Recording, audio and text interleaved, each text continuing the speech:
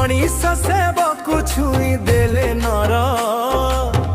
अपवित्र हे जाए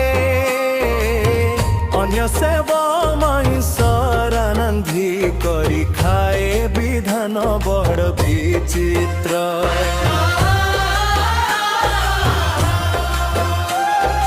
मनीष मरिले से बहेला बोली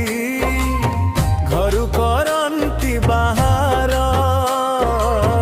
पशु पक्षी सब निज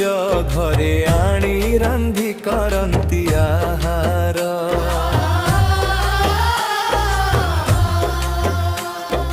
सुखुआ माछटी केबे मरी थाए मोर केही कही न पारंती बड़सर धारे ताकू किनी आनी घरे रोषेई करंती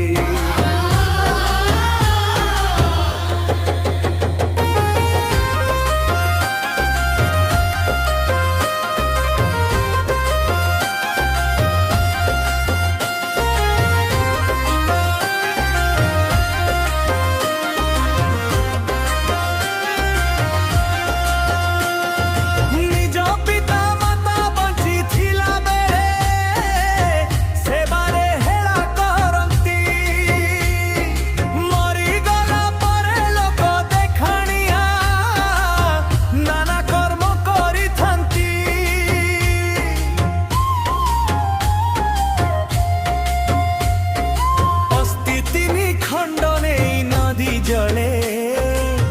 करिथांती विसर्जन ब्राह्मण डकाई नाना बेव्य देई दियंती गंगा भोजन।